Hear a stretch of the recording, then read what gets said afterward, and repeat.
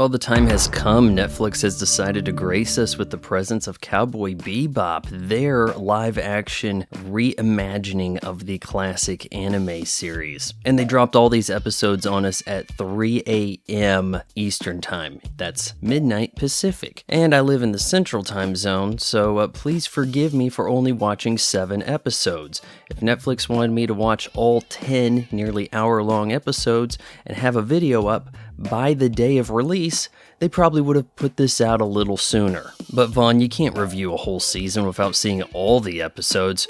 Watch me. You know what? 7 episodes of this is enough work, so hit that like, subscribe, leave a comment, and I will keep you guys informed on my opinion on the final 3 episodes in the pinned comment below. Now, if you made it this far, you are familiar with Cowboy Bebop, the 1998 anime series that features a futuristic team of reluctant bounty hunters known as cowboys. They have a ship called the Bebop, essentially led by Jet Black, Spike Spiegel, and then joining them Faye Valentine. Visual effects are far better than I anticipated, because when that reimagining of the intro sequence came out, I was getting strong Sin City vibes. Thought we were going to have real jarring digital backgrounds, but no, there's sets, there is a lot of digital work, but it's pretty well polished. This doesn't look like a TV series, and it shouldn't. Netflix is not TV, this is a streaming series. John Cho is basically the lead here as Spike Spiegel, and I was a little hesitant on his casting, only really because he's quite a bit older than the 28-year-old Spike that we're familiar with. But you know what? He's in shape, the mannerisms are there, nothing really to complain about. I would say, though, that the real surprise here is Mustafa Shakir as Jet Black. Now, you could say they went with the woke casting here. We cast that from a camera again. Well, he was kind of dark looking in the series. And Mustafa's got the voice down. I mean, he's got a presence. The look on these two is popping.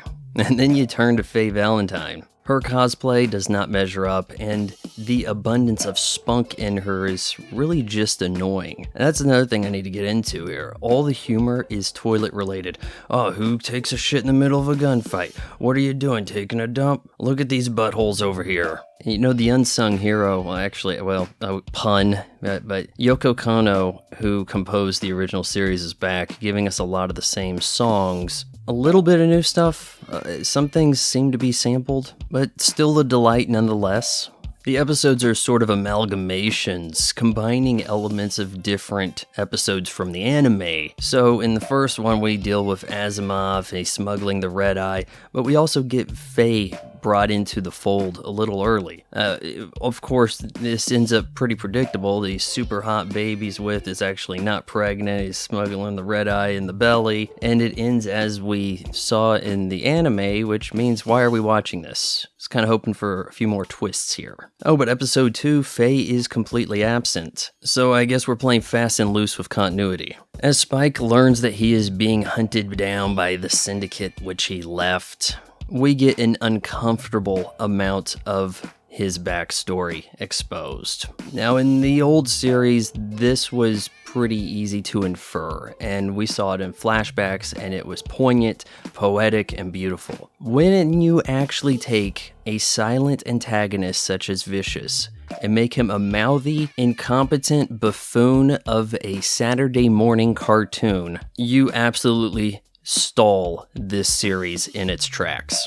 So in this version, he's actually married to Julia, Spike's gal. Well, actually, it was Vicious's gal. Spike tried to steal her away, couldn't. Oh, but he's a abusive, emo, Sephiroth-looking dipshit. And you know what? The violence carried out in this, the tone is all off. This series seems so much more goofy and lighthearted than possibly even the anime, that when you do get the violence, it's really hard to take seriously. And with the costumes, it's tough to see the same thing again and not look at it as spoofing or parody. And from what I've seen so far, all of this time suck devoted to Julia and Vicious just adds to these episodes. You could cut these in half, have concise, well-crafted 30-minute episodes, leaving all of this stuff mysterious, instead of bringing it forward and disappointing you with its Game of Thrones style plotting and backstabbing. Yeah, you so much as see Julia in a scene, it is just going to be, I need to talk to you about trying to stab Vicious in the back. I need him to make this play, take down the elders so that he thinks he can run the syndicate. I don't care. Better episodes seem to center around Jet more. I feel like his family is interesting, or at least something worth exploring. We get his showcase backstory episode told in this noir fashion, which is incredibly predictable. Scoring further woke points, we turn Faye Valentine lesbian. Well, it's better than turning Spike gay, right? And you know something, I'm not so sure that the self-contained plots make that much sense. There's some fun in the fighting, but it doesn't always add up. The red eye doesn't give the same effect. Now, what is it? Some enhanced strength, resistance to bullets. It was way more fun in the first episode of the anime series, where it gave super speed. And if you compare the two fights, there is no contest. In episode 6, Spike is trapped by an AI that seems to be parading as a cult leader. He's stuck in a VR loop similar to Groundhog Day. Oh, but there's a guy who knows about all this, and he's trying to save him, right?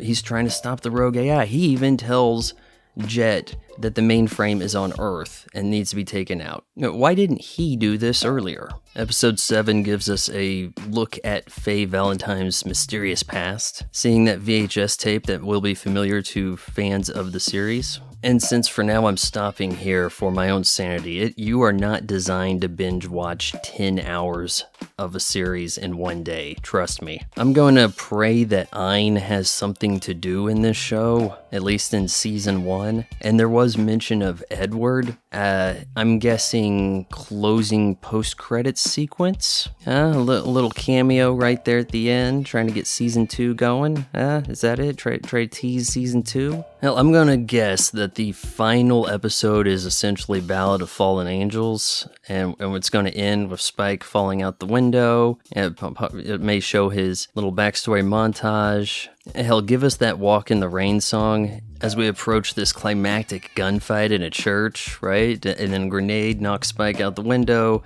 Yeah, there we go. That's how I'm guessing this wraps up. Let me know how wrong I am. Yeah, Netflix does all the Netflix things, making it edgy, doing a little bit of the woke tinkering, gotta put their spin on it. All in all, if you've seen Cowboy Bebop, hell, you have access to it on Netflix, so I don't really see why this needs to exist, other than we hope that by teasing you something you've heard of, that we can get the rights to, that Disney hasn't bought yet, we can make something of it, and you can keep that subscription going as we jack the prices up, because there really isn't a whole lot in it for Netflix to make quality. Does anything ever get bad enough for you to unsubscribe to Netflix? I mean, I think the show so far is just what I expected. A bit of a letdown, but competent in many other ways. Save the writing and pacing. What'd you think of Cowboy Bebop, the series, the live action series? What are we calling this? Cowboy Bebop 2021.